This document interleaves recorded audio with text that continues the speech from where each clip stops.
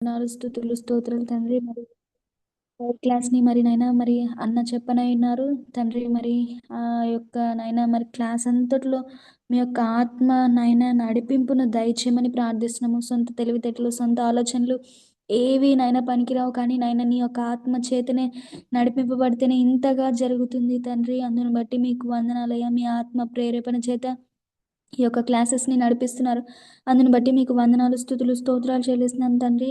అయ్యా చెప్పబోయే లవింగ్స్ అన్న అన్నని కూడా మీరే దృష్టించండి తండ్రి. నాయన మీ ఆత్మ ప్రేరేపణతో మీ యొక్క జ్ఞానముతో నింపబడి తండ్రి నాయన మరి చక్కగా చక్కటి రీతిలో బోధించే భాగ్యం ఇమ్మని అయ్యా వింటున్న మా అందరం కూడా నాయన ఏదో నామకే వస్తే వినడం కాదు కానీ అయ్యా నిజంగా నా తండ్రి ఆ యొక్క మాటలు, విషయాలు అయ్యా మరి లోతైన భావాలు అర్థం చేసుకునేటి కెపాసిటీని మా అందరికీ దయచేయమని తండ్రి మీ ఆత్మ చేత మమ్మల్ని నింపి నడిపించమని మీ మాటలు వినే చెవులు మాకు అందరికీ దయచేయమని మీకే మహిమ ఘనత ప్రభావంలో ఆరోపిస్తూ ఇంకా జాయిన్ అవ్వాల్సిన వారు ఎందరు ఉన్నారో వారందరూ జాయిన్ అవ్వడానికి కృప చూపమని జాయిన్ అయిన వారిను అయ్యా తండ్రి మీరే దృష్టించమని తప్పిపోకుండా నా తండ్రి కంటిన్యూస్గా క్లాసెస్కి అటెండ్ అవ్వడానికి కృప చూపమని మీ సహాయంను కోరుకుంటూ ఏసునామని ప్రార్థన సమర్పిస్తున్నాను తండ్రి. ఆమేన్. Amen. Thank you so much. So this is a time to listen the Old Testament survey, and I'll give this time to Livingston. Yes, ప్రభు నామంలో మీ అందరికి శుభాలు తెలియజేస్తా ఉన్నాను. సో 3వ రోజు వరకు వస్తుందని ఎక్స్పెక్ట్ చేసాం, కానీ ఎక్స్పెక్ట్ చేసిన రీతిగానే 3వ రోజుకి వచ్చింది. బట్ ఈ రోజు మనం కంప్లీట్ చేసుకోవడానికి మనం ప్రయత్నం చేద్దాం. ఎస్, నాకు ఒక్క నిమిషం టైం ఇవ్వండి, నేను మీకోసం స్క్రీన్ షేర్ చేస్తాను.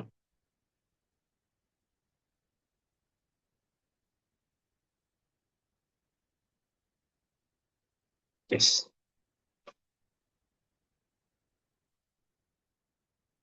Yes, very good. సో గత 2 క్లాసుల్లో చెప్పిన రీతిగా ఓల్డ్ టెస్ట్మెంట్ ని మనం క్షుణ్ణంగా ఎక్కడైతే మనం నొక్కి చెప్పాలో అక్కడ నొక్కి చెప్పుతూ కొన్ని విషయాలు మనం నేర్చుకోవడం జరిగింది. సో లాస్ట్ క్లాస్ లో మనం ఎవరు అని చూస్తున్నారు. ఎవరు మాట్లాడుతా ఉన్నారు. ఎస్, సో లాస్ట్ క్లాస్ లో మనం చూసాము ఎక్కడి వరకు చూసామంటే కింగ్స్ వరకు మనం చూడడం జరిగింది. ఇందులో కూడా కొన్ని విషయాలు మనం డిస్కస్ చేసుకోవడం జరిగింది కదా. సో లాస్ట్ టైం చెప్పిన రీతిగా మనకి కింగ్డమ్ డివైడ్ అయిపోయింది. దానికి అలా కారణాలు ఏంటో కూడా మనం చెప్పడం జరిగింది. అయితే కింగ్స్ ఆఫ్ ఇజ్రాయెల్ కనుక చూస్తే మనం చెప్పిన రీతిగా ఒక్క నిమిషం.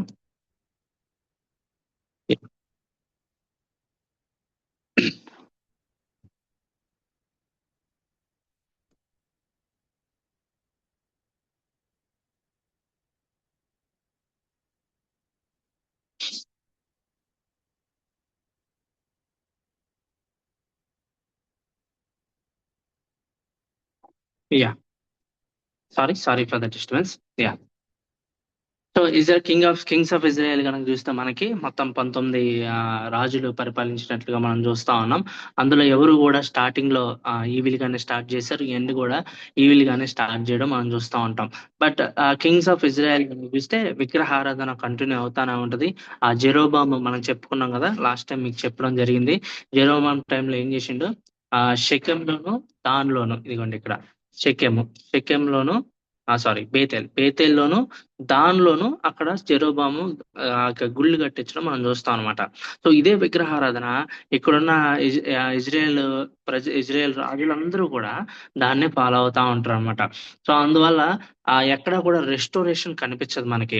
సో ప్రాఫిట్స్ దేవుడు ప్రాఫిట్స్ ని పంపిస్తా ఉంటాడు, వాళ్ళకి వార్నింగ్ ఇస్తా ఉంటాడు, జడ్జిమెంట్ అని చెప్తా ఉంటాడు. ఒకవేళ మీరు లోబడితే గనక దేవుని యొక్క మెర్సీని మీరు చూస్తారు అని కూడా చెప్తా ఉంటాడు. కానీ ఎవరు కూడా అక్కడ ప్రాఫిట్స్ ని నెగ్లెక్ట్ చేయడం మనకు కనిపిస్తా ఉంటుంది అనమాట. లాస్ట్ టైం చెప్పాం మనం, ఎలైజా గురించి మాట్లాడుకున్నాం, ఎలీషా గురించి కూడా మనం మాట్లాడుకోవడం జరిగింది. అయితే ఇక్కడ ఒకటి గమనించాల్సింది ఏంటంటే ఒకే ఒక్క రాజు మనకి కొంత మంచిగా కనిపిస్తా ఉంటాడు. ఎందుకంటే ఎలీషా చెప్పింది వింటా ఉంటాడు అనమాట. ఆ రాజు పేరే జెహూ అనే రాజు. సో ప్రారంభం మాత్రం గుడ్డుగా ప్రారంభిస్తాడు. ఆ యొక్క అంతకుముందు జోరామ్ అనే రాజు ఏదైతే చేశాడో వాటిని రెస్టోర్ చేస్తాడు. బట్ అయినప్పటికీ చివరిలో తన యొక్క ప్రైడ్ మీద పడిపోయి చివరికి ఈవిల్ గా మారిపోవడం మనం చూస్తాం అనమాట. అయితే పక్కన మీకు రెండు కనిపిస్తా ఉన్నాయి. ఇటుపక్కేమో కింగ్ ఆఫ్ ఇజ్రాయెల్స్ కనిపిస్తా ఉంది, ఇక్కడేమో కింగ్స్ ఆఫ్ జూడా కనిపిస్తుంది. మనం మళ్ళీ మీకు జ్ఞాపకం చేస్తా ఉన్నా. కింగ్స్ ఆఫ్ పైన మన నార్థన్ కింగ్డమ్ అనుకుంటాం కదా, అంటే ఇండియాకి నార్త్ లో ఉన్నది ఇజ్రాయెల్. ఒకవేళ ఇండియాకి మనం గుర్తుపెట్టుకోవడం కోసం మాత్రమే మనం సౌత్ లో ఉన్నాం కాబట్టి సౌత్ అంటే యోధా అన్నమాట. ఈ యోధాలో ఎన్ని గోత్రాలు ఉంటాయి? యోధా అండ్ అట్లాగే ఆ బెంజమిన్, ఈ రెండు గోత్రాలు మనం ఈ యొక్క జోడాలో మనం చూస్తూ ఉంటాం. అండ్ అట్లాగే ఇజ్రాయెల్లో 10 గోత్రాలని మనం అక్కడ చూస్తూ ఉంటాం అనమాట. సో ఇటుపక్క లెఫ్ట్ సైడ్ ఎవరైతే రాజులు పరిపాలిస్తా ఉన్నారో అదే టైంలో ఇటుపక్క కూడా కింగ్స్ ఆఫ్ జూడా పరిపాలిస్తా ఉంటారు. అయితే చాలా ఇన్ డీటెయిల్ గా మనం వీటి గురించి చర్చించుకోవచ్చు. బట్ టైం రీత్యా మనం ఇన్ డీటెయిల్ గా మనం దీన్ని స్టడీ చేయడానికి మనకు సాధ్యం కాదు కనుక సో అక్కడక్కడ మనం హైలైట్ పాయింట్స్ మాట్లాడుకుంటూ మనం పోదాం. ఓకే. ఇందులో కొంతమంది మనకి రైటింగ్ ప్రాఫిట్స్ ఉన్నారు కాబట్టి ఆ ప్రాఫిట్స్ దృష్ట్యా మనం ముందుకు వెళ్ళిపోదాం. సో ఇక్కడ చూస్తామంటే కనుక ఎలీషా గురించి ఆల్రెడీ మనం మాట్లాడుకోవడం జరిగింది. ఇంకొంచెం ముందుకెళ్దాం. ఓకే. ఇక్కడ చూస్తే కనుక సో ఇక్కడ వరకు జెహోయాష్ వరకు మనకి ఎక్కడ కూడా రైటింగ్ ప్రాఫిట్స్ మనకు కనిపించరు అనమాట. అంటే మనకి వారల్ ప్రాఫిట్స్ మాత్రమే కనిపిస్తా ఉంటారు. యెహోవా సెలవిచ్చింది ఏమనగాని నోటితో చెప్పిన వాళ్ళనే మనం చూస్తూ ఉంటాం. కానీ జెరోబామ్ టూ అనే రాజు దగ్గర నుంచి అదే టైంలో యోధాను పరిపాలించేది ఎవరంటే ఉజ్జయ. దీన్ని 8th century కింగ్స్ అంటారు అనమాట. అక్కడ వచ్చిన ప్రాఫిట్స్ ని 8th century ప్రాఫిట్స్ అంటారు అనమాట. Okay. So 8th century profit లో మొట్టమొదటి ప్రాఫిట్ ఎవరంటే ఆమోసు. ఈ ఆమోస్ అనేవారు ఎందుకంత ప్రత్యేకం అంటే రైటింగ్ ప్రాఫిట్ అన్నమాట. అంటే రాతపూర్వకంగా తన యొక్క ప్రవచనాలు చెప్పిన ప్రాఫిట్ అన్నమాట. అంతకుముందు వచ్చిన వాళ్ళందరూ ఓరల్ గా చెప్పిన వాళ్ళు, కానీ ఇక్కడి నుంచి మోజెస్, ఏమస్, హోషేయ వీళ్ళందరూ కూడా రైటింగ్ ప్రాఫిట్స్ గా మనం చూస్తాం అన్నమాట. అయితే ఈ ఆమోస్ యొక్క బ్యాక్గ్రౌండ్ మనకు తెలిస్తే చాలా చాలా చక్కగా ఉంటది. ఆమోస్ కనుక బ్యాక్గ్రౌండ్ మనకు తెలిస్తే మనకు తెలుసు. నేను లాస్ట్ టైం మీకు చెప్పాను. ఈ జెరోబాము ఇటువైపు ఇజ్రాయెల్ లో జెరోబాము ఉన్నాడు కదా, ఇక్కడ యూదాలో ఉజ్జయ, వీళ్ళిద్దరూ ఒకే టైంలో పరిపాలిస్తా ఉంటారు. ఒకళ్ళేమో ఇజ్రాయెల్, ఒకటేమో యూదా.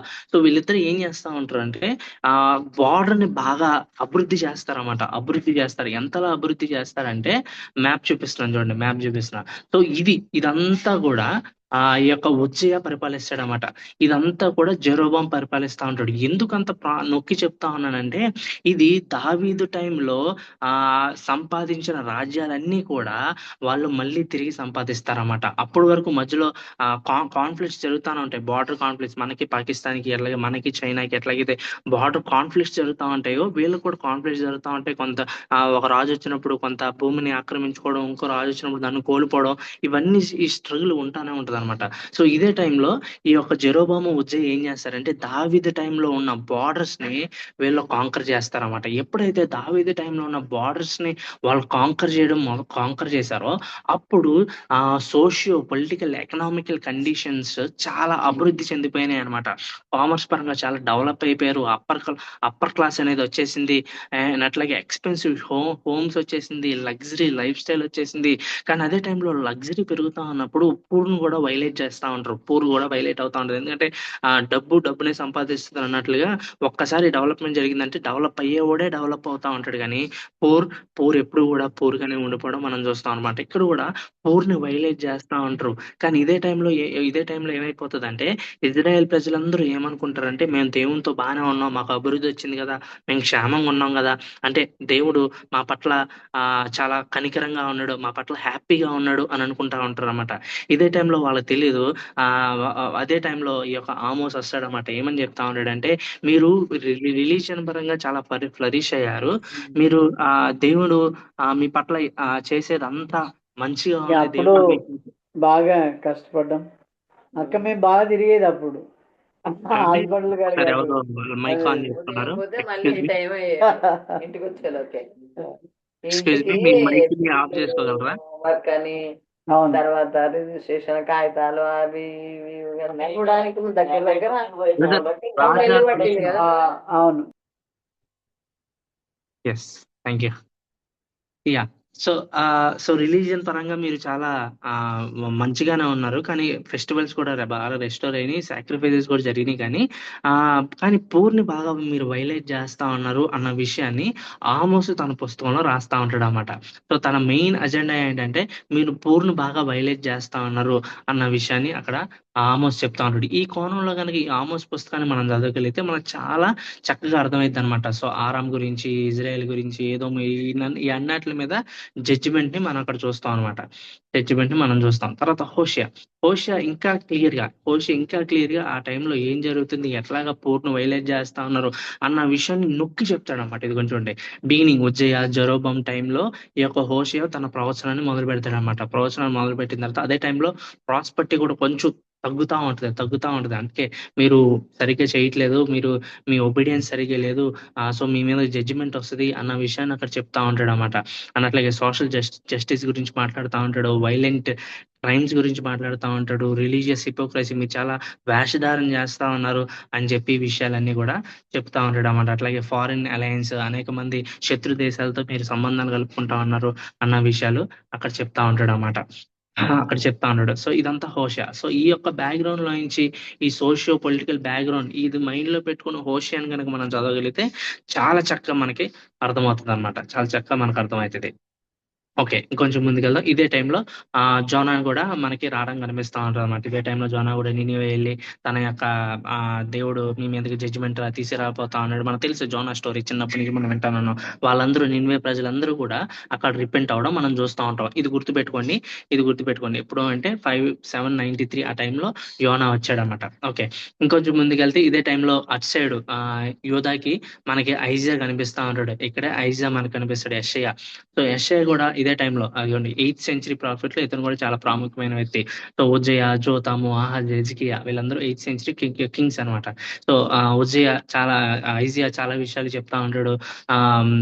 ఏమంటాడు, దేవుని మీద నమ్మకం ఉంచండి అన్న విషయాల గురించి చెప్తా ఉంటాడు. మీరు ఈజిప్ట్ మీద వేరే రాజ్యాల మీద మీరు డిపెండ్ అవుతా ఉన్నారు, కానీ దేవుని మీద మాత్రమే డిపెండ్ అవ్వండి అన్న విషయాలు అక్కడ ఐజియా నొక్కి చెప్తా ఉంటాడు అన్నమాట యెషయా. సో యెషయా బుక్ అనేది చాలా ప్రాముఖ్యం. యెషయా గ్రంథం కనుక మనకు లేకపోతే న్యూ టెస్ట్మెంట్ లో యేసుక్రీస్తుని మనం మెస్సయాగా గానీ, లేకపోతే యేసుక్రీస్తే ఆ యొక్క వాగ్దానం చేయబడిన రాజుగా గానీ మనం చూడలేం అనమాట. సో అందుకే నేను ఇక్కడ ఒక స్లైడ్ నేను రీసెంట్ గా దాన్ని స్టడీ చేస్తా ఉన్నప్పుడు నేను యాడ్ చేయడం జరిగింది. So Isaiah gave Jesus the language of his mission. అతని యొక్క మిషన్ లో కావాల్సిన తన యొక్క లాంగ్వేజ్ ని లేదా భాషని యెషయా యేసుక్రీస్తుకి ఇచ్చినట్లుగా మనం చూస్తూ ఉంటాం. అట్లాగే అపోస్తులు కూడా యేసుక్రీస్తుని వెంబడించిన వాళ్ళ అపోస్తులు అంటాం కదా, అపోస్తులకి కూడా వాళ్ళు గాస్పెల్ ఎలా ప్రజెంట్ చేయాలి అన్న విషయాలు బుక్ ఆఫ్ ఐజియాలో మనకు కనిపిస్తా ఉంటది. సో అందుకే మీకు కొంచెం బ్రీఫ్ గా నేను ఇక్కడ కొన్ని 3 విషయాలు నేను ఇక్కడ యాడ్ చేయడం జరిగింది. సో యెషయా ఆ లాంగ్వేజ్ ని యేసుక్రీస్తుకి ఎలా ఇచ్చాడంటే ఐజియా మనకి అక్కడ లోక 4వ అధ్యాయం మనకు చదువుతా ఉంటే మనకు అర్థమైంది. యేసుక్రీస్తు తన ఫస్ట్ మినిస్ట్రీని లేకపోతే పబ్లిక్ మినిస్ట్రీని ఏ బుక్ తో స్టార్ట్ చేశాడంటే ఐజియా బుక్ తో స్టార్ట్ చేశాడు. సో అక్కడ ఐసిఐ ఏదైతే కోట్ చేశాడో అదే ఎగ్జాక్ట్ వర్డ్స్ ని అక్కడ యేసుక్రీస్తు కోట్ చేయడం మనం చూస్తూ ఉంటాం. కోట్ చేసి అవన్నీ చెప్పిన తర్వాత పూరు వారు గుడ్ న్యూస్ ని వింటారు, అట్లాగే ఫ్రీడమ్ క్యాప్టివ్ చేయబడతారు, అలాగే ప్రభు యొక్క హితవస్త్రాన్ని నేను ప్రకటించడం కోసం వచ్చాను అన్న విషయాలు, అనేక విషయాలు, చెరలో పట్టబడిన వారిని విడిపించడం కోసం వచ్చానని చెప్తూ చివరిలో ఇది వినిన వారు మీ వినికిడిలో ఈ యొక్క లేఖనం నెరవేరింది అన్న విషయాన్ని అక్కడ చెప్తా ఉంటాడు అన్నమాట. అంటే వాట్ జీసస్ వాస్ ట్రయింగ్ అంటే ఐ ఆమ్ దట్ మెస్సయా అన్న విషయాన్ని అక్కడ యేసుక్రీస్తు తన యొక్క సొంతూరు ఆయన నజరేతుకు వచ్చినప్పుడు అక్కడ చెప్పడం మనం చూస్తాం అనమాట. దీని మీద చాలా బ్యూటిఫుల్ గా మనం ఈ యొక్క ప్యాసేజ్ ని మనం చాలా చక్కగా మన సర్మన్స్ లో కూడా మనం ఉపయోగించుకోవచ్చు. సో అట్లాగా యేసుక్రీస్తు తన యొక్క పబ్లిక్ మినిస్ట్రీని యెషయా పుస్తకం ద్వారానే ఆయన ఆ యొక్క తన గురించి తాను చెప్పుకోవడం చూస్తాం అనమాట. అట్లాగే యెషయా పుస్తకం చదువుతా ఉన్నప్పుడే మనకి ఈ యొక్క మెస్సేయను కూడా ఈ యొక్క యూదులు రిజెక్ట్ చేయబడతారు, తృణీకరించబడతాడు అన్న విషయాన్ని కూడా మనకి కనిపిస్తుంది అనమాట. సో మెస్సేయ వస్తాడన్న విషయం యెషయా చెప్తాడు. అట్లాగే మెస్సేయని రిజెక్ట్ చేస్తారు, తృణీకరిస్తారు అన్న విషయాన్ని కూడా చెప్తాడు. అండ్ అట్లాగే తృణీకరించబడడం అనేది ఈ యొక్క స్క్రిప్చర్, ఈ లేఖనాలు నెరవేర్పు అన్న విషయాన్ని కూడా యెషయా అక్కడ చెప్తాడు. దీన్నే ఆ యొక్క యూదులు తన యొక్క శిష్యులు కూడా తీసుకొని అక్కడ యూదులకి సువార్త చెప్పడం మనం చూస్తాం అనమాట. అట్లాగే యేసుక్రీస్తు గురించిన సఫరింగ్ మెస్సేయ అనే విషయంలో కూడా ఐజియా 53 మొత్తం ఉంటది అనమాట. సో మక్కి యేసుక్రీస్తు ఎలా మెస్సేయ ఎలా వస్తాడు, ఎలా ప్రాణం పెడతాడు అన్న విషయాలు మక్కి మనం చూడవచ్చు అనమాట. అందుకే యెషయా 53వ అధ్యాయాన్ని మనం the gospel according to Isaiah 53 అంటాం అనమాట. సో మనకు 4 గాస్పెల్స్, కానీ ఓల్డ్ టెస్ట్మెంట్ లో కూడా మనకు ఒక గాస్పెల్ ఉంది అన్నట్లు చాలా మంది ఇక థియాలజియన్స్ చెప్తా ఉంటారు అనమాట. సో అట్లాగే యెషయా వాళ్ళ యొక్క అపోస్తులు కూడా ఆ గ్రామాన్ని ఇచ్చింది. ఎట్లాగా అంటే ఐజియా 53లో ఎలాగా innocent suffering can be substitute, ఎలాగా యేసుక్రీస్తు ఆ యొక్క సబ్స్టిట్యూషనరీ అంటే దాన్ని ఏమంటాము, ఒకళ్ళు బదులుగా ప్రత్యామ్నాయ మరణం అంటాం కదా, ప్రత్యామ్నాయ మరణం అండ్ దట్ చావు అనేది మనకి హీలింగ్ తీసుకొస్తుంది.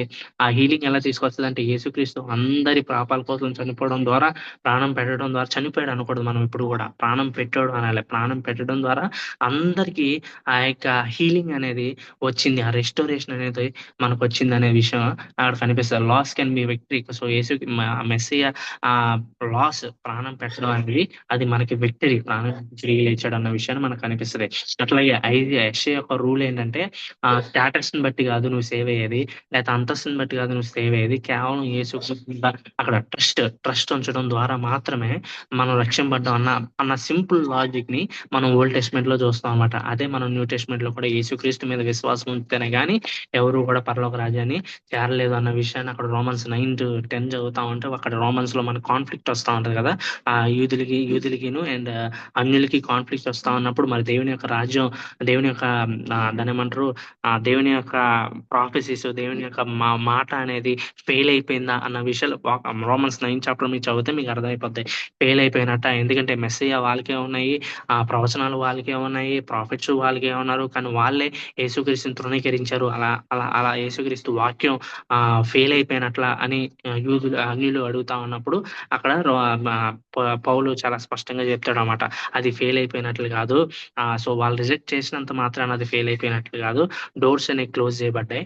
But in order to share the gospel to Gentiles, so ఆ యొక్క గాస్పెల్ ని యూదులకి అన్యులకి ప్రకటించబడడం కోసం ఆ యొక్క ద్వారాలు మూసివేయబడినట్లుగా మనం చూస్తూ ఉంటాం యూదులకి. కానీ అట్ ద సేమ్ టైం యెషయా రెమ్నెంట్ థియాలజీ గురించి కూడా మాట్లాడుతూ ఉంటారు. రెమ్నెంట్ అంటే శేషం గురించి మాట్లాడుతూ ఉంటాడు. సో ఆ శేషం అంటే జడ్జిమెంట్ వచ్చినప్పటికీ, ఆ యొక్క ఇజ్రాయెల్ ప్రజల మీద జడ్జిమెంట్ అంటే ఆ యొక్క శిక్ష వచ్చినప్పటికీ, పనిష్మెంట్ వచ్చినప్పటికీ, వాళ్ళు ఆ యొక్క చెరలో పట్టుకెళ్ళిపోయినప్పటికీ ఆ యొక్క శేషం ఎప్పుడు ఉంటా ఉంటది, దేవుడు చేసిన వాగ్దానాన్ని ఎప్పుడు నెరవేర్చుకుంటా ఉంటాడు అన్న విషయాన్ని అక్కడ మనం చూస్తాం అన్నమాట. దాన్నే మనం రోమన్స్ 9 మనం చూస్తాం. సో అఫ్ కోర్స్ ఆ యొక్క గాస్పెల్ అనేది క్లోజ్ చేయబడినప్పటికీ స్టిల్ బిలీవింగ్ యూదులు మనం ఇంకా చూస్తా ఉంటాం అన్నమాట. వాళ్ళే రెమ్నెంట్ అన్నట్లుగా మనం చూస్తాం. సో ఇక్కడ కూడా ఐజియా ప్రొవైడ్స్ మిషన్ గ్రామర్ అంటే ఇక్కడ యెషయా చెప్తా ఉన్నాడు. ఆ యెషయా ఏమంటాడంటే ఈ good news must be proclaimed, అది ఒక్క చోటకు మాత్రమే కాదు, ఇజ్రాయెల్ ప్రజలు మాత్రమే కాదు, to the ends of the world, బోధి అంతాల వరకు ఆ సువార్త ప్రకటించబడుతుంది అన్న విషయాన్ని కూడా యెషయా చెప్తా ఉంటాడు అన్నమాట. ఎందుకంటే ఇది చాలా ప్రాముఖ్యం. యూదులు ఎప్పుడు కూడా ఈ మెస్సేజ్ మా కోసమే, లేకపోతే ఈ లేఖనాలు ఉన్నాయి మా కోసమే అన్న నేషనలిజాన్ని మనం బాగా చూస్తాం. ఇది మాది, మా మెస్సేయ, మా రాజు, మా రాజ్యం, మా భాష, ఇదే మనం చూస్తాం అన్నమాట. సో అట్లాగే కానీ యెషయా ఆ విషయాన్ని ముందే చెప్తాడనమాట, ఈ యొక్క సువార్త, ఈ యొక్క సాల్వేషన్ అనేది బోధి అంతల వరకు వెళ్ళొద్దు అనేది. సో ఈ యొక్క యూదుల్ని, ఈ యొక్క అన్యుల్ని ఈ యొక్క దేవుని యొక్క ఆ రాజ్యంలోకి చేర్చుకోవడం అనేది అది కొత్తగా వచ్చింది కాదు, అంత ముందు నుంచే ఉన్నది. మన యాక్ట్స్ లో మాత్రమే చూడడం, యాక్ట్స్ లోనే మనం చూస్తాం ఈ యొక్క అన్యులు ఇక దేవుని యొక్క రాజ్యంలోకి రావడం. But it was planned way before during యెషయా టైంలోనే అది రావడం మనం చూస్తాం. సో ఇదే టైంలో అహజ్ మనం చూస్తాం. ఇదే టైంలో ఏం జరుగుతా ఉంటది, పేక ఉన్నాడు కదా, వీళ్ళందరూ వస్తా ఉంటారు, వచ్చి పోతా ఉంటారు, చిన్నవి జరుగుతా ఉంటాయి. ఇవి నాట్ దట్ మచ్ ఎసెన్షియల్. కావాలంటే మీరు బైబిల్ చదువుతా ఉన్నప్పుడు మీరు చాలా సింపుల్ గా అర్థమవుతా ఉంటది. సో ఇదే టైంలో పేక అనే ఒక రాజు వచ్చినప్పుడు, ఇదే టైంలో ఈ యొక్క అశ్షూరీయులు బాగా బలం పుంజుకుంటారు అన్నమాట. అశ్షూరీయులు బాగా బలం పుంజుకుంటా ఉంటారు. సో హోషేయ టైంకి వచ్చేసరికి, హోషేయ ఆ ఆ ముందు తను ఏమంటాడంటే, హోషేయ టైంకి వచ్చేసరికి నేను మీకోసం చూపిస్తాను. హోషేయ టైంకి వచ్చేసరికి ముందు ఆ ఆ యొక్క టెగ్లస్ పలేజర్ మనకు తెలుసు కదా. టెగ్లర్ పలేజర్ అనే ఒక రాజు, ఎవరు అశ్షూరీయుల యొక్క రాజు, ఏం చేశాడంటే ఆ పేక అంత ముందు ఉన్న రాజుని చంపేసి హోషేయని ఆ యొక్క కింగ్డమ్ మీద రాజుగా నిలబెడతాడనమాట.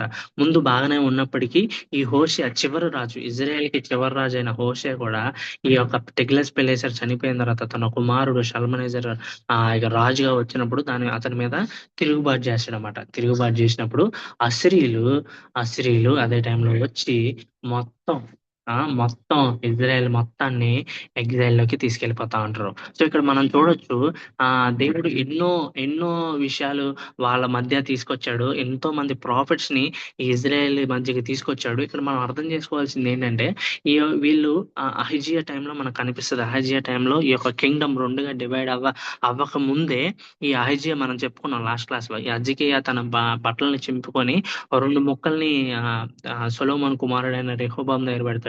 ఇంకో 10 ముక్కల్ని ఈ జెరోబాం దగ్గర పెట్టడం మనం చూస్తూ ఉంటాం. అంటే ఆ లెజిటిమేట్ చేసాడు. Though he was not from the Davidic line, అతను దావీదు సంతానం నుంచి రానప్పటికీ కూడా ఈ జెరోబాముని దేవుడు లెజిటిమేట్ గా చేసినట్లు మనం చూస్తాం. లెజిటిమేట్ అంటే okay, is right person on the throne అన్నట్లే అనమాట, దేవుడే నియమించాడు అన్నట్లు అనమాట.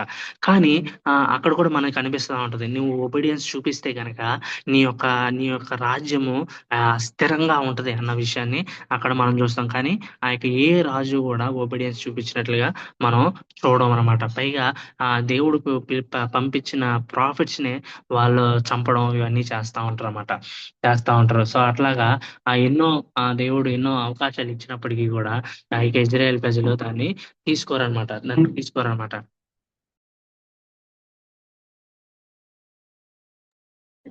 ఓకే. సో అదే టైంలో అశ్షూరీయులు బాగా బలం పుంజుకున్న తర్వాత 722 బీసీలో, ఇది గుర్తుపెట్టుకోండి, 722 బీసీలో ఏం జరుగుతాయి అంటే, అశ్షూరీయులు వచ్చి మొత్తం ఇజ్రాయెల్ ప్రజలందరినీ నాశనం చేసేసి అక్కడున్న ఎలైట్ పీపుల్ని, మంచి పీపుల్ని ఏం చేస్తారంటే అసిరియాలోకి వాళ్ళు తీసుకెళ్లిపోతారు అన్నమాట. ఇక్కడ ఏం జరుగుతుంది అంటే, మనం జాగ్రత్తగా అర్థం చేసుకోవాలి. ఇది జాగ్రత్తగా అర్థం చేసుకుంటే న్యూ టెస్ట్మెంట్ మనకు చాలా బాగా అర్థం అవుతుంది. ఇదిగోండి, అశ్షూరీయులు ఇక్కడ ఉన్నారు. వీళ్ళందరూ ఇది ఇజ్రాయెల్ అన్నమాట. సమరియా క్యాపిటల్ కదా, సమరియా క్యాపిటల్. సో ఎప్పుడైతే 722 బీసీలో ఈ యొక్క ఇజ్రాయెల్ ని కాంకర్ చేసేసిన తర్వాత ఇక్కడున్న ఎలైట్ పీపుల్ ని వాళ్ళు ఏం చేశారంటే ఈ యొక్క అశ్షూరియాలోకి తీసుకెళ్ళిపోవడం మనం చూస్తాం. అశ్షూరియాలోకి తీసుకెళ్ళిపోతారు. ఇక్కడ చూడండి, ఇజ్రాయెల్ ఎగ్జాల్ టు గోషన్ ఈ యొక్క ప్రాంతంలోకి వాళ్ళు వెళ్ళిపోతారు అన్నమాట. మరి ఇక్కడున్న కొంతమంది ఎలైట్ పీపుల్ ఏం చేశారు అంటే, ఈ యొక్క ఇజ్రాయెల్కి వచ్చి ఇక్కడతో మిగిలిపోయిన వారితో వాళ్ళు మ్యారేజెస్ చేసుకొని వాళ్ళతో ఈ యొక్క పిల్లల్ని కంటారు అన్నమాట. ఆ పిల్లలే ఎవరంటే సమరీయులు. ఈ సమరీయులు ఎవరంటే either మదర్ గాని లేకపోతే ఫాదర్ గాని యూదుడు. ఇద్దరు యూదులు కాదనమాట. ఫాదర్ మదర్ ఇద్దరు యూదులు కాదు, ఏదైనా ఒకళ్ళు యూదులు, మిగిలిన వాళ్ళు ఎవరంటే అశ్షూరీయులు అనమాట. సో వాళ్ళు పుట్టిన వాళ్ళే సమరీయులు అనమాట, సమరీయులు. సో మీకు అర్థమైంది కదా. అందుకే న్యూ టెస్ట్మెంట్ లో యూదులు చాలా వాళ్ళని మార్జినలైజ్ చేస్తారన్నమాట. వాళ్ళని తొక్కుతా ఉంటారు, వాళ్ళని ఇజ్రాయెల్ వాళ్ళు యూదులు కాదన్నట్లు చూస్తూ ఉంటారు. కొన్ని రీజన్స్ ఉన్నాయి. This is one of the reasons. Okay, కొంచెం ముందుకెళ్తాం. సో ఇక్కడతో ఇజ్రాయెల్ అనేది మ్యాప్ లో నుంచి చెరిగిపోయింది. No Israel. 722 బీసీ కల్లా ఇజ్రాయెల్ అనే రాజ్యమే లేదనమాట. ఇజ్రాయెల్ అనే రాజ్యం మొత్తం అందరూ కూడా ఇక 10 గోత్రాలు కూడా దాన్ని ఏమంటారు అంటే, 10 గోత్రాలని ఫర్గాటన్ ట్రైబ్స్ అంటారు అనమాట. అంటే అవి ఏమైపోయినాయి కూడా ఇప్పటికీ తెలియదు. ఆ 10 గోత్రాలు అక్కడతో ఆ 10 గోత్రాలు చాలా చెదరం అయిపోయాయి అనమాట. ఇప్పుడు ఉన్నాయి ఓన్లీ 2 గోత్రాలు. ఏంటది? యోధా అండ్ బెంజమిన్. దాన్నే మనం యోధా సామ్రాజ్యం అంటాం. యోధా సామ్రాజ్యం అంటాం. ఇదే టైంలో హిజ్కియా అనే ఒక రాజు వస్తాడనమాట యోధాకి. అప్పటికే మీరు గుర్తుపెట్టుకోండి, ఇప్పుడు ఏం జరుగుతుంది, ఇజ్రాయెల్ అనేది వెళ్ళిపోయింది, మ్యాప్లో నుంచి వెళ్ళిపోయింది. ఇప్పుడు యోధా మాత్రమే ఉంది, యోధా మాత్రమే ఉంది. సో యోధాకి వచ్చిన తర్వాత హెజికియా అనే రాజు వచ్చాడు. చాలా మంచి రాజు, ద బెస్ట్ అన్నమాట. ఇదే టైంలో ఐజియా వస్తాడు, ఐజియా గురించి మాట్లాడుకున్నాం. మీకా కూడా వస్తాడు ఇదే టైంలో.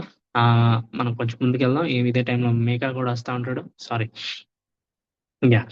ఆ తర్వాత మనష్షే గూడా వస్తా ఉంటాడు. మనష్షే ఏం చేశాడు అనే విషయాలు గూడా మనకు కనిపిస్తా ఉంటాయి. చాలా చక్కగా ఫాదర్ రెస్టోర్ చేస్తాడు. ఫస్ట్ హెజ్కియా గురించి చూద్దాం. హెజ్కియా ఏం చేస్తాడంటే, దీనికి ముందున్న రాజు ఆహాజ్ రాజు. ఈ ఆహాజ్ రాజు ఏం చేస్తాడంటే, ఇతను చాలా ప్రాముఖ్యమైన వ్యక్తి హెజ్కియా రాజు. ఎందుకంటే తన ముందు తన ఫాదర్ అయిన ఆహాజ్ ఏం చేస్తాడంటే, అతి క్రూరంగా ప్రవర్తిస్తాడన్నమాట. దేవుని యొక్క టెంపుల్‌ని ఏం చేస్తాడంటే క్లోజ్ చేసేస్తాడు. ఒకసారి అతన్ని కూడా చూద్దాం మనం. అతడు ఏం చేశాడు అనే దాన్ని బట్టి మనకి చాలా చక్కగా అర్థమవుతుంది. ఇదిగోండి, చాలా ఇంపార్టెంట్. ఇదిగోండి, ఈ ఆహాజ్ రాజు ఏం చేస్తాడు అంటే, ఒకసారి దమస్క్ అనే ప్రాంతానికి వెళ్తాడనమాట. ఇదంతా మనకి పొలిటికల్ గా ఉంటది, ఇదంతా మనకి అప్పుడు అంత నీట్ కాదు. సో దమస్క్ అనే ప్రాంతానికి వెళ్తాడనమాట. వెళ్ళినప్పుడు అక్కడ ఆ ఇక ఈ యొక్క ఆరామ్స్ ఉంటారు కదా, ఆరామీలు ఎట్లాగైతే సాక్రిఫైస్ చేస్తారో ఆ విధానాన్ని చూస్తాడు. చూసి సేమ్ అదే దాన్ని అదే సేమ్ అట్లాగే కట్టించి ఈ యొక్క దేవుని యొక్క టెంపుల్లో, సొలొమోను కట్టించిన టెంపుల్లో దాన్ని పెడతాడన్నమాట. అంటే బ్రౌంజ్ ఆల్టర్ ఉండాలి. బ్రౌంజ్ దాని ఏమంటారు, ఆల్టర్ని మనం ఏమంటాం మన తెలుగులో, ఆ బలిపీఠాన్ని పక్క తీసేసి కొత్తగా ఈ యొక్క ఈ యొక్క అశ్రీలు, ఈ రాజులు ఉంటారు కదా, వీళ్ళు పూజించే విధంగా దాన్ని తయారు చేసి టెంపుల్లో పెడతాడన్నమాట. టెంపుల్లో పెడతాడు. దాని తర్వాత సాక్రిఫైస్ అన్ని దాని మీద చేయండి అంటాడు. అండ్ అట్లాగే టెంపుల్ యొక్క డోర్స్ ని బలవంతంగా మూసేస్తాడు అన్నమాట. ఇది ఘోరం. అంతేకాదు, చైల్డ్ సాక్రిఫైసెస్ కూడా దేవుడు ఈ యొక్క ఆహాజ్ రాజు చేయడం మనం చూస్తాం అనమాట. దేవుడు ఏదైతే ముందు నుంచి చెప్తా ఉన్నాడో, ఎందుకు మీరు ఏదో యెహోషువ దగ్గర నుంచి కూడా చెప్తా ఉంటాడు, మీరు వాళ్ళతో సంబంధం పెట్టుకోవద్దని. ఎందుకు అంటే వాళ్ళు చైల్డ్ సాక్రిఫైస్ చేస్తారు. That one of the reasons. అదొకటే రీజన్ కాదు, అది one of the reasons. So వాళ్ళతో కలవద్దు అని చెప్తా ఉంటాడు. కానీ దాన్నే వాళ్ళు చేయడం మనం చూస్తూ ఉంటాం అనమాట. ఇది చైల్డ్ సాక్రిఫైస్ ని ఒక న్యాయాధిపతి కూడా చేసేది. అది ఎవరది? జెఫ్తా అనే ఒక న్యాయాధిపతి కూడా చేయడం మనం చూస్తాం అనమాట. సో ఇక్కడ రాజు కూడా యోధా నుంచి వచ్చిన యోధాని పరిపాలించిన రాజు కూడా దీన్ని చేయడం మనం చూస్తాం అనమాట. అది ఘోరం అనమాట. సో దాన్ని మనోడు తన కుమారుడైన హెజికియా ఏం చేస్తాడంటే, తన ఫాదర్ ఏదైతే చేశాడో దానికి అగేన్స్ట్ గా, అంటే మంచిగా చేస్తా ఉంటాడు అనమాట. సో మళ్ళీ టెంపుల్ ని ఓపెన్ చేపిస్తాడు. మళ్ళీ మరీ ముఖ్యంగా మనం గుర్తుపెట్టుకోవాల్సింది ఏంటంటే, పాస్ ఓవర్ ని కండక్ట్ చేస్తా ఉంటాడు. పస్కా పండుగని మళ్ళీ తిరిగి స్టార్ట్ చేస్తాడనమాట. మన ఈ రాజులు పరిపాలిస్తున్న కాలంలో మనం ఎక్కడా కూడా పస్కా పండుగని యూదులు ఆచరించారు, ఇజ్రాయెల్ ప్రజలు కానీ యోధా ప్రజలు కానీ ఆచరించారని మనం ఎక్కడ చూడం. కేవలం హిజ్కియా పరిపాలిస్తా ఉన్నప్పుడు మాత్రమే. ఇది మనకి ఫస్ట్ క్రానికల్స్ 30th చాప్టర్ లో మనకు కనిపిస్తుంది. సో అక్కడ మాత్రమే హెజికియా మళ్ళీ దాన్ని పునరావృతం చేస్తాడనమాట. మళ్ళీ ఆ యొక్క పాస్ ఓవర్ అనేది కండక్ట్ చేస్తాడనమాట. అంతేకాదు, అప్పుడు హెజికియా ఎంత మంచి రాజు అంటే, ఆ యోధా ప్రజలను మాత్రమే కాకుండా ఆ పైన ఉన్న కొంతమంది రెమినెంట్ ఉంటారు కదా, ఇజ్రాయెల్ ప్రజలను కూడా, ఈ సమరయలను కూడా అక్కడ ఇన్వైట్ చేస్తాడన్నమాట ఈ యొక్క పాస్ ఓవర్ కి. That is one of the good thing అనమాట, మనం చూడొచ్చు. తర్వాత సెన్నకెరెబు గురించి కూడా మనకు తెలుసు. ఇతను కూడా అసిరియుడు. ఇతను ఈ యొక్క దండయాత్ర చేస్తా ఉన్నాడు అని చెప్పి మొత్తం కంప్లీట్ క్లోజ్ చేసేస్తాడన్నమాట. క్లోజ్ చేసేసి లోపల ఉన్న ఇజ్రాయెల్ యోధా ప్రజలకు మాత్రం వాటర్ అందించడం కోసం ఒక హెజ్కియా టనెల్ కడతాడన్నమాట. ఒక టనెల్ అంటే మనం ఎలా చెప్పొచ్చు, వాటర్ ఇజ్రాయెల్ అక్కడ ఉన్న యూదులందరూ కూడా చక్కగా వాటర్ తాగడానికి ఒక టనెల్ లాంటిది కడతాడన్నమాట. దాహం తీర్చడం కోసం. సో అది ఇప్పటికీ కూడా మనం ఇజ్రాయెల్ వెళ్తే కనుక దాన్ని మనం చూడొచ్చు. హెజికియా టనెల్ అనేది చాలా ఫేమస్ అన్నమాట. సో దాని తర్వాత చూస్తే కంటిన్యూ కూడా ఉంది మనకి. ఇదే టైంలో సెన్నకెరెబు చాలా ఘోరంగా విస్తరించిపోతా ఉంటాడు, బాగా బలం పుంజుకుంటా ఉంటాడు. అదే టైంలో దేవునికి మొరపెట్టినప్పుడు ఆ యొక్క ఏంజిల్ ఆఫ్ ద లార్డ్ దేవుని దగ్గర నుంచి ఒక దూత వచ్చి 185,000 మంది ఆ సామ్రాజ్యాన్ని, సెన్నకెరెబు యొక్క సైన్యాన్ని ధ్వంసం చేయడం మనం చూస్తాం అన్నమాట. చాలా చక్కగా ఉంటది. మీరు హెజికియా యొక్క ఆ యొక్క స్టోరీని మనం చదవగలిగితే, దేవుడు చాలా ఎన్నో విషయాలు అక్కడ, ఎన్నో అద్భుతాలు అద్భుతాలు చేయడం మనం చూస్తాం అనమాట. అండ్ దెన్ ఇదే టైంలో మనకి మనష్య వస్తాడు. తన నాన్న ఏదైతే చేశాడో దాన్ని కంటిన్యూ చేస్తా ఉంటాడు. అక్కడ ఉన్న బాలి యొక్క బలిపీఠాలన్నీ తోసేయడం, చైల్డ్ సాక్రిఫైస్ అన్ని ఎరాడికేట్ చేయడం, అవన్నీ మనం చూస్తాం అనమాట. అవన్నీ మనం చూస్తాం. అండ్ దెన్ ఇదే టైంలో నహూం వస్తాడు. నహూం గురించి కదా మనకు తెలుసా. నహూం కూడా నినివే యొక్క పతనం గురించి అక్కడ ఉన్న అసిరియలకి ప్రవచనం చేస్తా ఉంటాడు అనమాట. ఇప్పుడు జోనా వచ్చిన సెంచరీ తర్వాత, అంటే జోనా వచ్చిన సెంచరీ అంటే మనం ఏం చెప్తాం, 100 years తర్వాత, 100 years తర్వాత ఈ యొక్క నహూం ప్రవక్త వెళ్ళి నినివే పతనం అయిపోతుందన్న విషయాన్ని అక్కడ చెప్తాడనమాట. సో అది దాని తర్వాత చూస్తే మనకి ఆమోన్ వస్తాడు. ఆమోను చాలా 2 సంవత్సరాలు మాత్రమే పరిపాలిస్తాడు. తర్వాత జోషియా వస్తాడు. ఇది కూడా చాలా ఇంపార్టెంట్. ఈ జోషియా రీఫార్మేషన్ అనేది చాలా ఇంపార్టెంట్ అనమాట. ఈ జోషియా టైంలో ఏం జరుగుద్ది అంటే 16 ఏళ్ళకే అతను దేవునికి భయపడే ఒక రాజుగా మనం చూస్తూ ఉంటాము. అండ్ 20 ఏళ్ళకే దేవుని దగ్గర నుంచి ఆ యొక్క విషయాలు గ్రహించి దేవుడు ఏదైతే చెప్తా ఉన్నాడు అన్న ఆ విషయాలన్నీ చేయడం మనం చూస్తాం అనమాట. ఇదే టైంలో రీఫార్మేషన్ బాగా జరుగుద్ది. అయితే హెజికియా టైంలో రీఫార్మేషన్ వచ్చింది కానీ, చాలా వరకు వచ్చింది కానీ కంప్లీట్ గా రాదనమాట. కంప్లీట్ గా రాదు. సో జోషియా వచ్చి ఏం చేశాడంటే కంప్లీట్ రీఫార్మేషన్ ని మనం చేయడం చూస్తాం. ఎందుకు అంటే ఆ యొక్క బుక్ ఆఫ్ మోజే రాసిన అక్కడ ఆ యొక్క లా బుక్ దొరకడం, ధర్మశాస్త్రం దొరకడం మనం చూస్తాం అనమాట. హిల్కియా అనే హై ప్రీస్ట్ కి, ప్రధాన యాజకుడికి ఆ బుక్ దొరుకుద్ది అనమాట. కానీ ఇక్కడ ఆశ్చర్యం ఏంటంటే ఆ టైంలో ఐజియా లాంటి, మీకా లాంటి ఎంతో మంది ప్రవక్తలు ఉన్నప్పటికీ ఆ యొక్క జోషియా రాజు మాత్రం, లేకపోతే దేవుడే ఏం చేశాడు అంటే హుల్దా అనే ఒక లేడీ ప్రవక్త దగ్గరికి తీసుకెళ్ళడం మనం చూస్తాం అన్నమాట. హుల్దా అనే లేడీ ప్రవక్త దగ్గరికి ఈ యొక్క బుక్ ని తీసుకెళ్ళడం మనం చూస్తాం అంటే అసలు ఏముంది ఈ బుక్ లో, మాకు ఎక్స్ప్లెయిన్ చెయ్యి అన్న విషయాన్ని అక్కడ అక్కడ హుల్దా దగ్గర తీసుకెళ్తాం. హుల్దా ఏం చెప్పుద్ది అంటే కంపల్సరీగా ఈ యొక్క దేవుని యొక్క జడ్జిమెంట్ యోధా మీద కూడా రాబోతుంది, కానీ నీ టైంలో రాదు, నువ్వు పరిపాలిస్తున్న టైంలో రాదు అన్న ప్రాముఖ్యమైన విషయాన్ని ఈ యొక్క జోషియాకి చెప్పుద్ది అనమాట. చెప్తుంది. ఓకే, సారీ ఇక్కడికి వెళ్ళిపోయింది. Okay, yes sir. ఇది కొంచెం ముందుకెళ్దాం. ఇదంతా మనకి తెలిసిందే. ఓకే, ఇదే టైంలో జోషి ఎలా చనిపోతాడంటే, జోషి ఎలా చాలా మంచి రాజు, బట్ అయినప్పటికీ ఏం చేశాడంటే ఇదే టైంలో ఈ యొక్క బబులోనీయులు బాగా ప్రాముఖ్యం చెంత బాగా డెవలప్ అవుతా ఉంటారు. బాగా డెవలప్ అయ్యి నినివే అనే సామ్రాజ్యం, ఈ యొక్క అసిరియా అనే సామ్రాజ్యం కొట్టేస్తారు బబులోనీయులు. సో ఇప్పుడు అసిరియలు కాస్త ఏమైపోయారంటే చాలా చిన్నగా అయిపోయారు. ఇప్పుడు బబులోనీయులు చాలా బలం పుంజుకున్నారని చూసి ఈజిప్ట్ రాజు అయిన నికో అనే ఒక రాజు ఏం చేశాడంటే అక్కడున్న అసిరియల్ని, తర్వాత కొంతమంది సమరిటన్స్ ని, వీళ్ళందరినీ కలుపుకొని బబులోనీయుల మీద మనం యుద్ధం చేద్దాం అని చెప్పి వాళ్ళందరినీ మోటివేట్ చేశాడనమాట. ఇదే టైంలో జోషి ఏం చేశాడంటే ఈ నికో ఆ యొక్క అసిరియాకు వెళ్తా ఉన్నప్పుడు మధ్యలో అడ్డుకుంటాడు. అదే టైంలో నికో చేత ఈ జోషి కూడా చనిపోతాడు అనమాట. అయితే చాలా మంది థియాలజిన్స్ ఏమంటారంటే అసలు ఎందుకు నికో అనే ఈజిప్టియన్ రాజుని అడ్డుకోవాలనుకున్నాడు అనే దానికి వ్యాలిడ్ రీజన్స్ ఎవరు చెప్పలేకపోతా ఉన్నారు. మొత్తానికి అడ్డుకున్నప్పుడు ఆ యొక్క బ్యాటిల్ ఆఫ్ మెగిద్దో అంటారు దీన్ని, బ్యాటిల్ ఆఫ్ మెగిద్దో. అదే టైంలో జోషియా చనిపోవడం మనం చూస్తాం అనమాట. తర్వాత ఆ యొక్క నికో అనే రాజు జోషియాని చంపేసిన తర్వాత ఈ జెహోయాజ్ అంటే జోషియా యొక్క చివరి కొడుకు, ఇక్కడ మనం జాగ్రత్తగా అర్థం చేసుకుంటే మనకు అర్థమవుతుంది. ఇదిగోండి, తన యొక్క చివరి కొడుకు జోషియా, ఈ రాజు ఉన్నాడు కదా, ఈ రాజుకి 9 కొడుకులు ఉంటారు. ఈ 9 కొడుకుల్లో మొదటి కొడుకు అసలు రాజు కావడం. అయితే ఈ 9 కొడుకులు ఉన్నప్పటికీ అక్కడున్న ప్రజలందరూ ఎవరు కావాలనుకుంటారంటే నాలుగో కుమారుడు, చివరి కుమారుడు జోహయాజ్ అనే రాజు మాకు కావాలని చెప్పి అక్కడున్న యూదులు కావాలని కోరుకుంటారు అన్నమాట. అలాగా చిన్నవాడైనప్పటికీ అతను రాజుగా అవుతాడనమాట. రాజుగా అయ్యి మూడు నెలలు పరిపాలించిన తర్వాత ఈ జోషియాని చంపేసిన రాజు తిరిగి వస్తూ ఏం చేశాడంటే ఈ యొక్క తన అన్నయ్య అయిన ఏలియాకిమ్ అనేది హిబ్రూ వర్డ్ అనమాట. ఏలియాకిమ్ అని ఏం చేస్తాడంటే జోహయాకిమ్ గా మార్చేసి ఇతను రాజుగా చేస్తాడు. రాజుగా చేసిన తర్వాత బాగానే ఉంటది. రాజుగా చేసిన తర్వాత బాగానే ఉంటుంది. ఇదే టైంలో ఏం జరుగుద్ది అంటే ఈ యొక్క బబులోని వీళ్ళు ఏం చేస్తారు అంటే నెకోను కూడా ఓడించేస్తారు. నెకోను కూడా ఓడించేసి తర్వాత ఈ నెబుకద్నెజర్ వస్తాడు. నెబుకద్నెజర్ వచ్చి ఏం చేస్తాడంటే ఇదే ఈ జోషియాకింని రాజుగా చేస్తాడు కదా. ఈ జోషియాకిం ఏం చేస్తాడంటే జెరిమియా రాసిన పుస్తకాన్ని తగలబెట్టేస్తాడు అనమాట.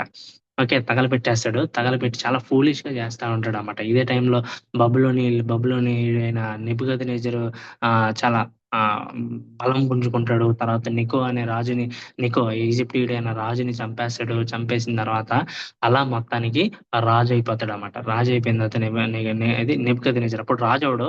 ఈ యొక్క ఈజిప్టిని ఓడిస్తా ఉన్నప్పుడు రాజు కాడు కానీ ఎప్పుడైతే నికోను ఓడించేసిన తర్వాత తన ఫాదర్ చనిపోగానే వెళ్ళి తన యొక్క రాజు స్థానాన్ని తీసుకుంటాడు అనమాట. తీసుకున్న తర్వాత ఇప్పుడు ఏం జరుగుద్ది మనం ఎప్పుడైనా గుర్తుపెట్టుకోవాల్సింది ఏంటంటే ఒక రాజు బాగా బలం పుంజుకుంటా ఉన్నప్పుడు ఇక యుద్ధానికి వస్తా ఉంటారు అనమాట. ఈ యొక్క ఆ బలహీనమైన రాజ్యం మీదకి యుద్ధానికి వస్తా ఉంటారు. యుద్ధానికి వస్తా ఉన్నప్పుడు ఈ బలహీనమైన రాజులు ఏం చేయొచ్చు అంటే ట్రిబ్యూట్లు ఇవ్వచ్చు. ట్రిబ్యూట్లు అంటే మనం తెలుగులో మనం ఏం చెప్తాం, ట్రిబ్యూట్లు అంటే కొంత డబ్బు కానీ లేదా వాళ్ళ దగ్గర ఉన్న సంపద కానీ వాళ్ళకి నెల కానీ లేకపోతే ఇయర్లీ కానీ అలా ఇస్తూ ఉంటారు అనమాట. అందుకే వీళ్ళనే సామంత రాజులు అంటారు, వ్యాజల్ కింగ్స్ అంటారు అనమాట. సో మెయిన్ రాజు ఉంటాడు. మెయిన్ రాజు నెబుకద్నెజర్ అయితే ఇక్కడున్న యోధాను పరిపాలించే రాజులందరూ కూడా సామంత రాజులు అయిపోతా ఉంటారు అనమాట. కానీ వీళ్ళు ఎలా ఉంటారంటే ఈ చివరి రాజులు చివరి యోధాను పరిపించే రాజులు ఎలా ఉంటారంటే కొంతకాలం నెబుకద్నెజర్కి బాగా మంచిగా ఉంటూ కానీ చివరికి వచ్చేసరికి నెబుకద్నెజర్కి తిరిగి ఆయనకి వ్యతిరేకంగా వెళ్ళడం మనం చూస్తాం అనమాట. ఎలాగంటే మేము ఎందుకు కట్టాలి, ట్యాక్స్ ఎందుకు కట్టాలి, లేకపోతే ఈ యొక్క శ్రేష్టమైన సంపద అంతా మనం నెబుకద్నెజర్కి ఎందుకు ఇవ్వాలని వాళ్ళు తిరగబడతా ఉంటారు అనమాట. సో అదే టైంలో ఈ జెదికియా కూడా నెబుకద్నెజర్ మీద తిరగబడినప్పుడు ఈ నెబుకద్నెజర్ మీద తిరగబడక ముందు ఏం జరుగుతుందంటే జాగ్రత్తగా గుర్తుపెట్టుకోండి. ఇక్కడ ఫస్ట్ నెబుకద్నెజర్ ఏం చేస్తాడంటే 596 BCలో 605లో ఫస్ట్ 605 BC లో వచ్చి డానియల్ తీసుకెళ్లిపోతాడు అనమాట. సో డానియేలు మొదటి గ్రంథాన్ని మనం చదివితే మనకు అర్థమవుతుంది. సో అదే టైంలో యోధా ప్రజలు ఉంటారు, దాన్ని జెదికియా పరిపాలిస్తా ఉంటాడు. సో జెదికియా కూడా ఈ యొక్క నెబుకద్నెజర్కి మంచి దోస్తానం ఉంటది. సో దానియేలుని పట్టుకెళ్ళిపోతా ఉంటాడు. తర్వాత మళ్ళీ వస్తాడు. మళ్ళీ వచ్చినప్పుడు 596 BCలో వచ్చినప్పుడు ఏం చేస్తాడంటే ఈ యొక్క ఎవరు ఎజికేల్ని తీసుకెళ్ళిపోతాడు అనమాట. ఎజికేల్ని తీసుకెళ్ళిపోతా ఉంటాడు.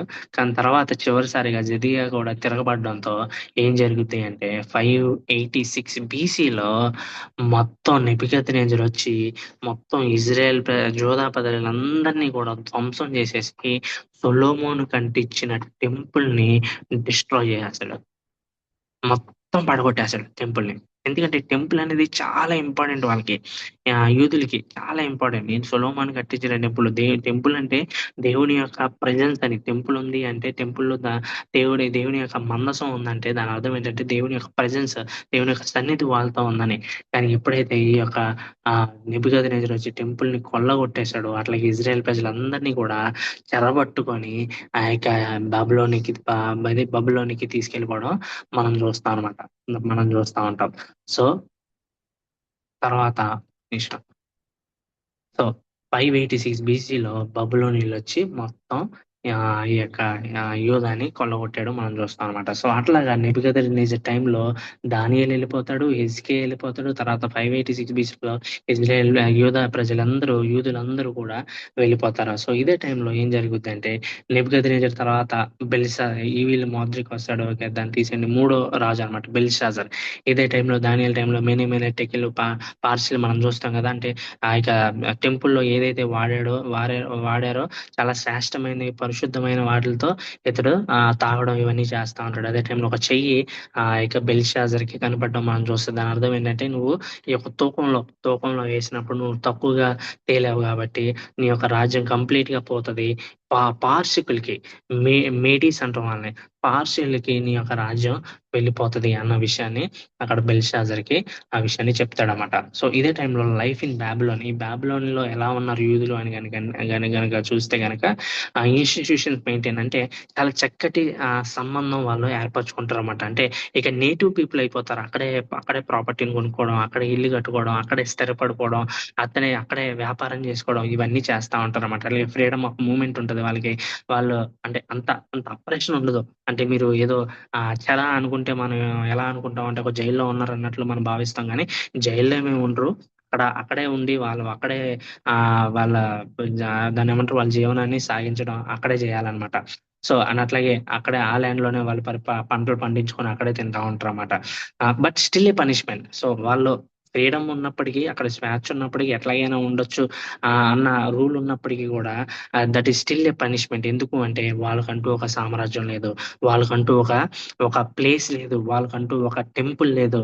That is still A humiliation అనేది మనం గమనించాలి. సో ఇట్లాగా పర్షియలు మొత్తం ఆక్రమించేస్తారన్నమాట. చాలా పెద్ద సామ్రాజ్యం అయిపోతుంది అనమాట. పెద్ద సామ్రాజ్యం అయిపోతుంది. ఈ దీని ఏమంటారు, ఇదే టైంలో బబులోనియన్లు కూడా ఈ పర్షియన్స్ ఏం చేస్తారు అంటే కాంకర్ చేస్తారు. జాగ్రత్త గుర్తుపెట్టుకోండి, ఇజ్రాయెల్ ఏమో అశ్రీయులు కాంకర్ చేస్తారు. అశ్రీయులు ఏం చేస్తారంటే ఇజ్రాయెల్ ప్రజల్ని ఈ యొక్క దాన్ని ఏమంటారు ఓడిస్తారు. దాని తర్వాత బబులోనీయులు అశ్రీయులను ఓడించేసి అశ్రీయులతో పాటు యోధావులను కూడా ఓడించి వాళ్ళని చెరబట్టుకొని తీసుకెళ్ళిపోతారు. చెరబట్టుకొని వెళ్ళిపోయిన తర్వాత బబులోనియల్ని బబులోనియల్ పైన విజయాన్ని సాధించేది పార్సికులు, పెర్షియన్స్. సో పెర్షియన్ సామ్రాజ్యం ఇంత పెద్దదన్నమాట, ఇంత పెద్దదే. సో ఆ మొదటి రాజు అయిన సైరస్, దీన్ని మనం కోరేష్ అంటాం తెలుగులో. సైరస్ రాజు వస్తాడనమాట. సైరస్ రాజు అతని యొక్క పాలసీ చాలా చక్కగా ఉంటుంది. అతని పాలసీ ఏంటంటే అందరితో గుడ్ విల్ ని మెయింటైన్ చేయడం కోసం, తిరుగుబాటుతనం లేకుండా ఉండడం కోసం ఏం చేశాడంటే, మీరు మీ కింగ్డమ్ కి వెళ్ళొచ్చు అని చెబుతూ, అట్లాగే మీ యొక్క వర్షిప్ మీ దేవుడిని మీరు పోలుసుకోవచ్చు అన్న డిగ్రీని పాస్ చేశాడనమాట. డిగ్రీని పాస్ చేసినప్పుడు అట్లాగా దేవుని సైరస్ యొక్క ఆ ఇన్విటేషన్ ని మన కొంతమంది యూదులు దాన్ని తీసుకొని 5,000 మంది బెల్షాజర్ యొక్క నాయకత్వం, షెష్బషర్ యొక్క నాయకత్వంలో వాళ్ళు 50 మంది తిరిగి వస్తారన్నమాట. సో వాళ్ళ చెర పట్టుకెళ్ళిపోయిన దినం నుంచి వాళ్ళు తిరిగి వచ్చిన దినంకి ఎన్ని సంవత్సరాల గ్యాప్ అంటే 70 సంవత్సరాలు. 70 years వాళ్ళు ఆ యొక్క ఎగ్జైల్ లో చెరలో ఉంటారు అనమాట. చెరలో ఉన్న తర్వాత ఈ కోరేషు రాజుని దేవుడు లేవనెత్తుకొని ఇజ్రాయెల్ ప్రజల్ని తిరిగి ఆ యొక్క యూదాలోకి తీసుకురావడం మనం చూస్తాం. తీసుకొచ్చిన తర్వాత వాళ్ళు అక్కడ టెంపుల్ కి కావాల్సిన ఫౌండేషన్ వాళ్ళు వేసుకుంటారు. ఇదే టైంలో చెప్పాను కదా, సమరీలు వస్తారు. సమరీలు మేము కూడా హెల్ప్ చేస్తాం అన్నప్పుడు ఈ జెరుబాబెల్ అన్న షెష్బషర్ అన్న ఇద్దరు ఒకటే అనమాట.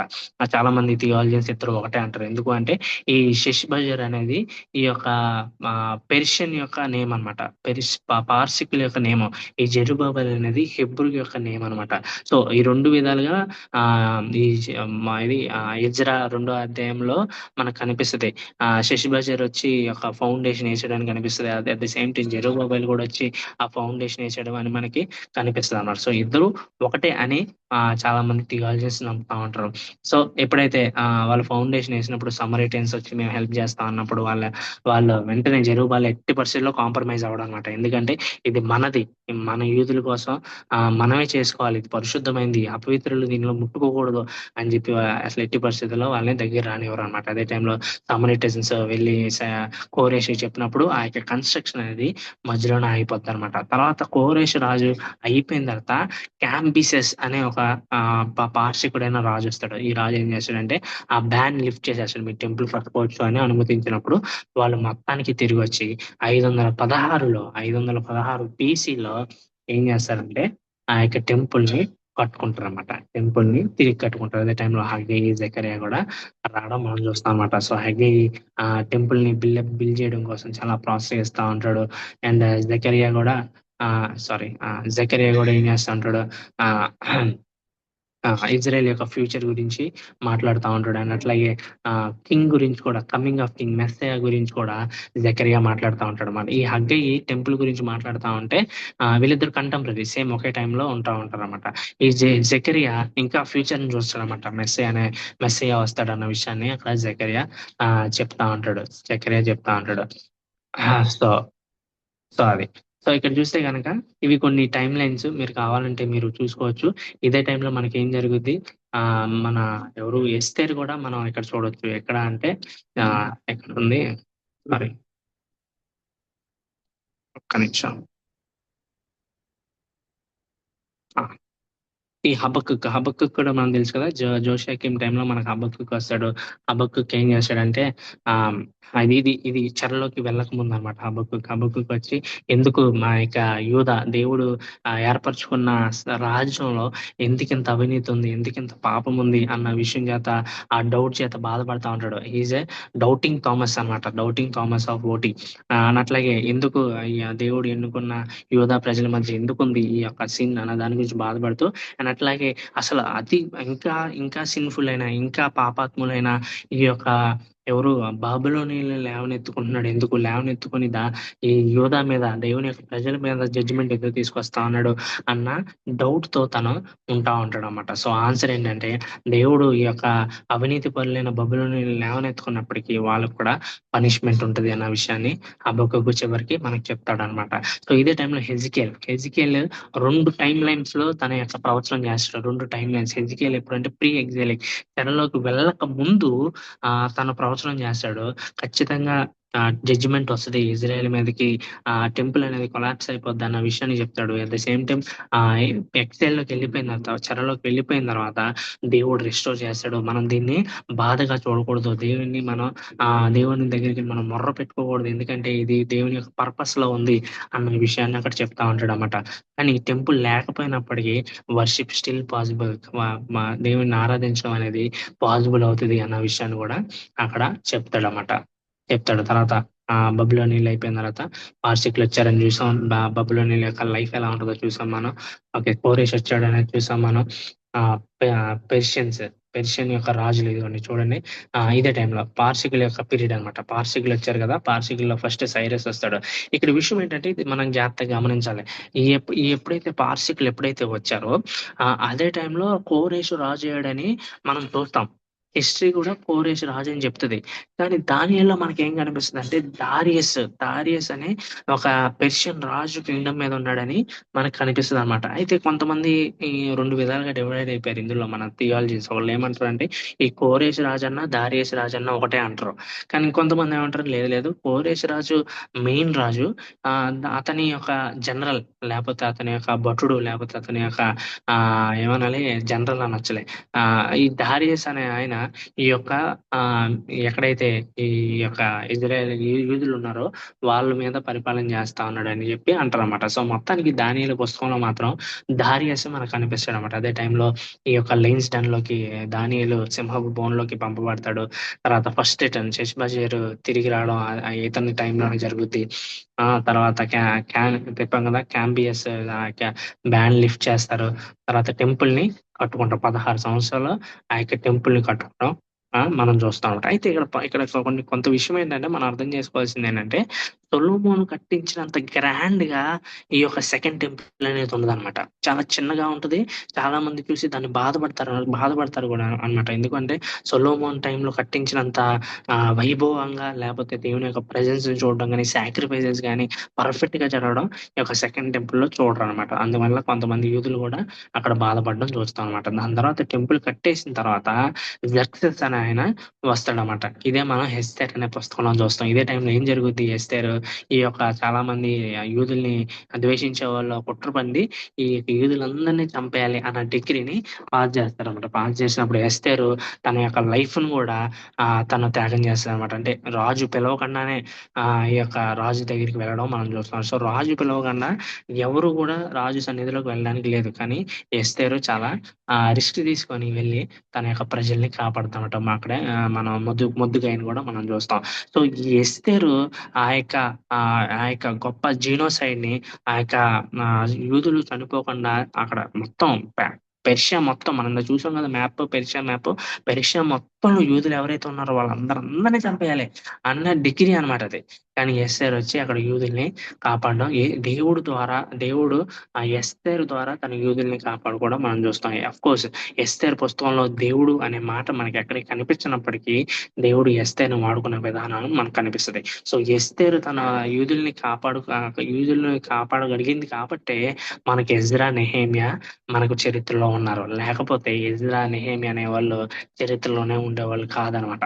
సో అర్తజెర్క్సెస్ అనే రాజు పరిపాలిస్తా ఉన్నప్పుడు సెకండ్ రిటర్న్ ఎజ్రా టైంలో వాళ్ళు తిరిగి వస్తారు. తర్వాత నెహేమియా కూడా తిరిగి రావడం, నెహేమియా కూడా వచ్చి గోడలు కట్టడం మనం చూస్తాం అనమాట. ఎజ్రా వచ్చి ఏం చేస్తాడంటే, ఇక్కడ ఇది ప్రాముఖ్యం మనం గుర్తుపెట్టుకోండి. ఇది ఏంటి అంటే, ఎజ్రా వచ్చి ఏం చేస్తాడు అంటే, అప్పటికి టెంపుల్ కన్స్ట్రక్ట్ అయిపోయింది. ఎజ్రా వచ్చే టైంకి ఎజ్రా ఏం చేస్తాడంటే, అతను ఒక శాస్త్రి అనమాట.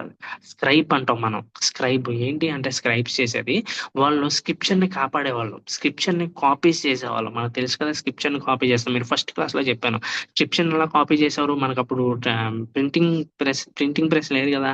లేనప్పుడు వాళ్ళు ఏం చేశారు అంటే చేత్తో రాసేవారు అనమాట. చేత్తో రాసేవారు. అందుకే దేవుని యొక్క నేమ్ ఎక్కడొచ్చిన వాళ్ళు వెళ్ళి వాళ్ళని పవిత్రీకరించుకొని స్నానం చేసి మళ్ళీ దేవుని యొక్క పేరుని రాసేవారు అనమాట. మొత్తం అంతా కాపీ అంతా అయిపోయిన తర్వాత, పుస్తకం అంతా కాపీ చేసేసిన తర్వాత వర్డ్ టు వర్డ్ కౌంట్ చేస్తారన్నమాట. ఒకళ్ళ కౌంటింగ్ లో కనుక లెక్క తప్పు వచ్చినా ఒక ఫుల్ స్టాప్ లేకపోతే కామ అలా చిన్న అవి ఉండాలి ఇంగ్లీష్ వాటిల్లో హిబ్రూలో. మన ఇంగ్లీష్ మీకు అర్థం అవడం కోసం చెప్తున్నాను. సో అవి వచ్చినా సరే ఆ యొక్క కాపీని మొత్తాన్ని తీసేస్తారన్నమాట. కాపీ మొత్తాన్ని పడేస్తారు, మళ్ళీ కొత్తగా రాస్తారన్నమాట. అట్లాగా మక్కి వాళ్ళు కాపీ చేస్తారన్నమాట. ఈ ఎజ్రా ఏం చేస్తాడంటే, బబులోన్ నుంచి తిరిగి వచ్చి, మీరు జాగ్రత్త గుర్తుపెట్టుకోవాల్సింది ఏంటంటే, యూదులు ఎవరైతే తిరిగి వచ్చారో బబులోను పర్షియా టైంలో నుంచి ఎవరైతే తిరిగి వచ్చారో వాళ్ళు చాలా మంది ఆల్మోస్ట్ 90% వరకు ఇక హిబ్రూ భాషను మర్చిపోతారు. అరమిక్ భాషను మాట్లాడుతూ ఉంటాడు. అందుకని ఏం చేస్తాడు అంటే ఎజ్రా ఏం చేస్తాడంటే ఇక హిబ్రూ గ్రంథాన్ని వాళ్ళు ఏం చేస్తారు అంటే దాన్ని అరమిక్ స్క్రిప్ట్ ని వాడుకుంటాడు అనమాట. అంటే లాంగ్వేజ్ భాష హిబ్రూనే, కానీ అక్కడ వాడబడిన లిపి మాత్రం అరమిక్ లిపి. ఎందుకు అలా చేశాడు అని అంటాకి ఒక రీజన్ ఏంటి అంటే, సమూయేలు దగ్గర ఆల్రెడీ ఒక పుస్తకం ఉంటది. అదే హిబ్రూ గ్రంథం ఉంటది వాళ్ళ దగ్గర. ఎందుకు అంటే ఈ గ్రంథం అనేది అనేక టెంపుల్స్ లో అది కాపీస్ గా చేసి అది ఎక్కడ పడితే అక్కడ డిస్ట్రిబ్యూట్ జరుగుతుంది అనమాట. సో వీళ్ళు ఏం చేస్తారంటే సమూయేలు ద ఒరిజినల్ హిబ్రూ స్క్రిప్ట్ వాళ్ళ దగ్గర ఉంటది. అంటే అక్కడ వాడబడిన భాష కూడా హిబ్రూనే, అక్కడ వాడబడిన లిపి కూడా హిబ్రూనే. కానీ ఎజ్రా వచ్చి ఏం చేశాడంటే, హిబ్రూ భాషే, కానీ దానికోసం వాడబడిన లిపి మాత్రం అరమిక్ లిపి. సో ఇప్పుడు మనం చదువుతున్న హిబ్రూ బైబిల్ ఉందే, అది యాక్చువల్లీ హిబ్రూ లిపి కాదు, అది అరమిక్ లిపి. బైబిల్ కాలేజీలో కూడా ఏది నేర్పిస్తారంటే క్లాసికల్ హిబ్రూ అని అంటారు. మొత్తం బైబిల్ కాలేజీలోకి వెళ్ళినా మనం నేర్చుకునేది అరమిక్ స్క్రిప్ట్ అనమాట.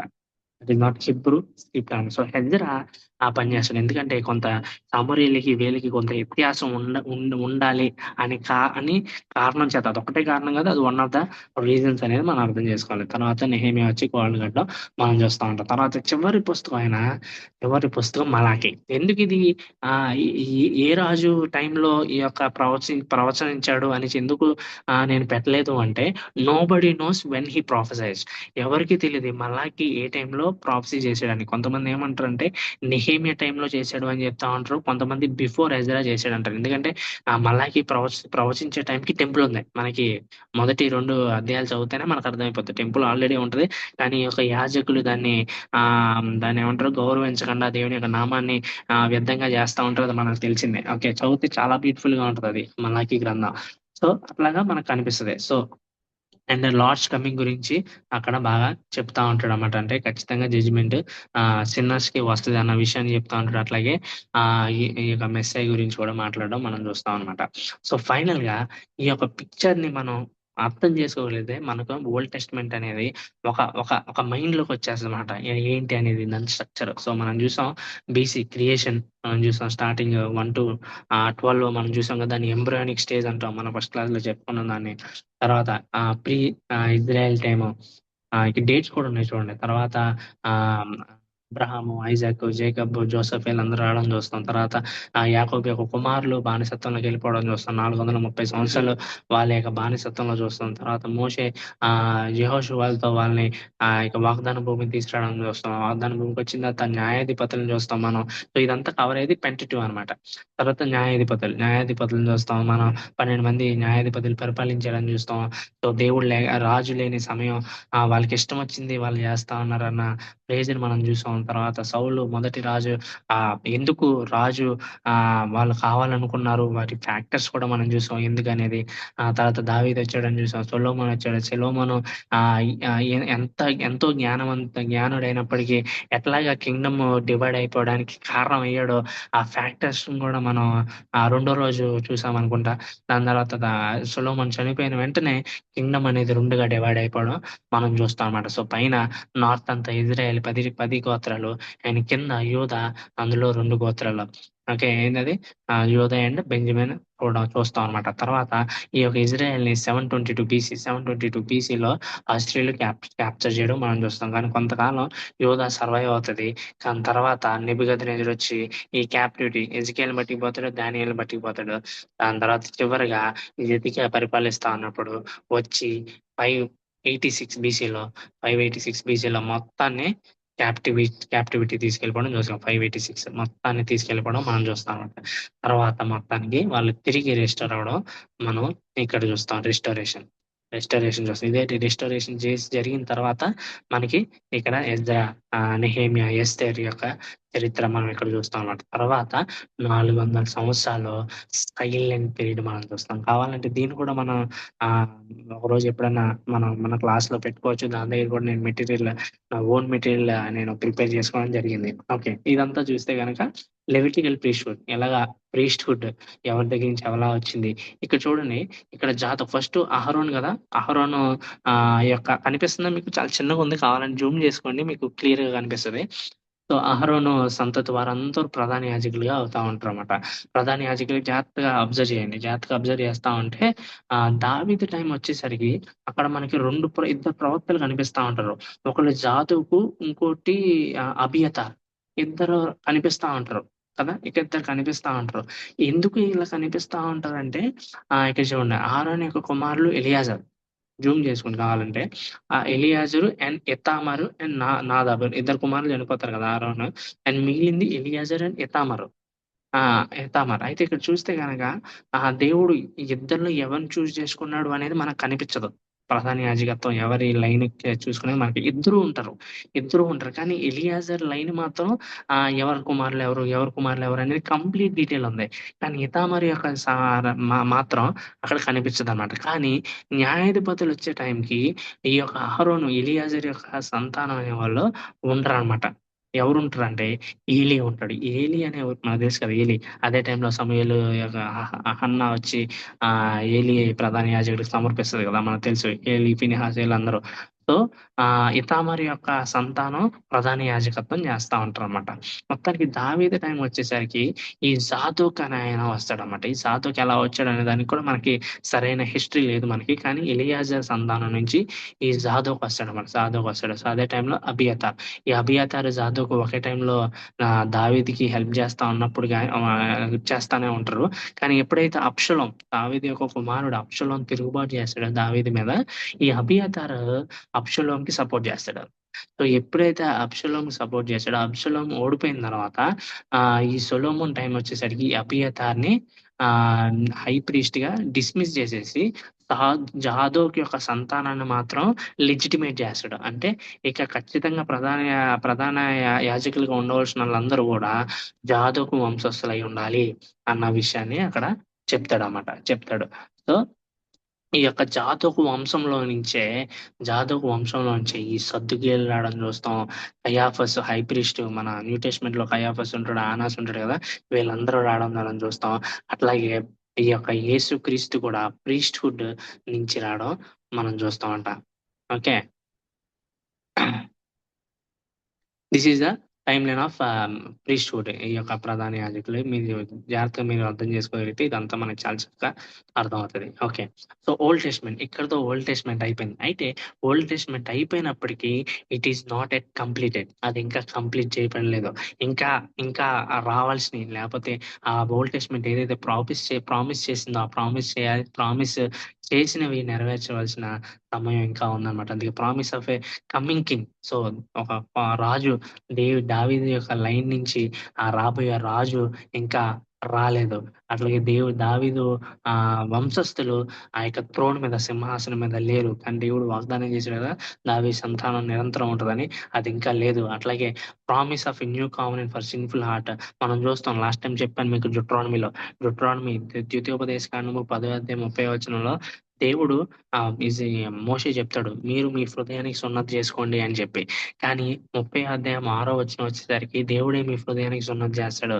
సో, కంప్లీట్ ఆ యొక్క ఇది రిమూవల్ ఆఫ్ సిన్ అనేది మనం చూడడం అన్నమాట. సో, హృదయానికి సున్నతి అనేది చేయడం మన దేవుడే చేయడం అనేది మనం ఇంకా చూడడం అన్నమాట. అంతేకాదు sacrifices that never fully remove sin అక్కడ బలులు ఎన్నో జరుగుతా ఉన్నాయి గానీ కంప్లీట్ రికవరీ పాపం నుంచి కంప్లీట్ రికవరీ అనేది లేదనమాట. So, profits expecting a Messiah అట్లాగే అక్కడున్న ప్రాఫిట్స్ మాత్రమే కాదు యూదులందరూ కూడా ఒక రాజొస్తాడు మాకు కింగ్‌డమ్‌నిస్తాడు. మీరు గుర్తుపెట్టుకోండి ఎందుకు అంటే ఈ వీళ్ళకున్నది ఏంటి అంటే ఎప్పుడు కూడా నేషనలిజం ఉంటా ఉంటది యూదులకి. నేషనలిజం ఏంటంటే మాకంటూ ఒక రాజ్యం గావాలి, మాకంటూ ఒక రాజు గావాలి, మాకంటూ మేమే పరిపాలించుకోవాలి అన్నది ఈ నేషనలిజం బాగా చూపిస్తారన్నమాట. అందుకే మెస్సయ్య వచ్చిన తర్వాత కూడా వాళ్ళకి ఎప్పుడు మన యొక్క రాజ్యాన్ని తిరిగి సంపాదించుకుంటాం, ఎప్పుడు మనం ఈ యొక్క రోమన్స్‌ని మనం కాంకర్ చేస్తామన్న విషయాన్ని మనకి కనిపిస్తదనమాట. అవి కనిపిస్తాయి. తర్వాత మనం చూడాల్సిందేంటంటే మళ్ళీ ఇంకొకసారి చెప్తా ఉన్నాను జాగ్రత్తగా వినండి.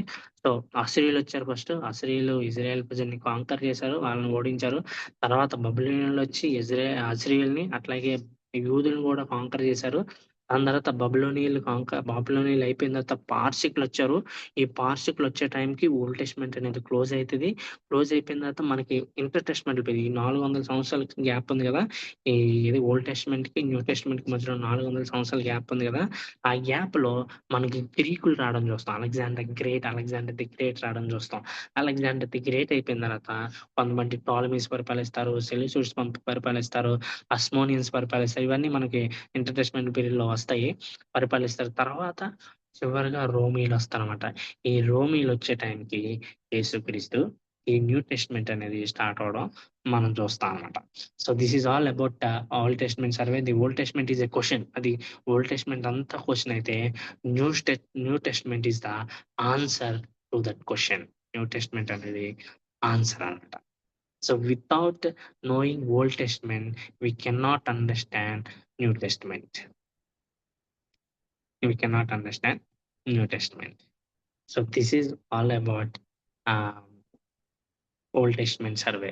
సో, మీరు గనక ఏదైనా ఒక బుక్ చదువుతా అన్నప్పుడు ఈ యొక్క బ్యాక్‌గ్రౌండ్ వెలుగులో మనం ఆ బుక్‌ని చదవగలిగితే మనకు చాలా చక్కగా మనకు అర్థమవుతది. So, we should know the background. At least ఒక డ్రాఫ్ట్ మనకి ఓల్డ్ టెస్ట్‌మెంట్ గురించి తెలియాల్సిన అవసరం ఎంతైనా ఉంది. So, thank you. మీకేమైనా క్వెషన్స్ ఉంటే you can ask. So, over to Bheem Singh. Master Bheem Singh. Yes, thank you so much.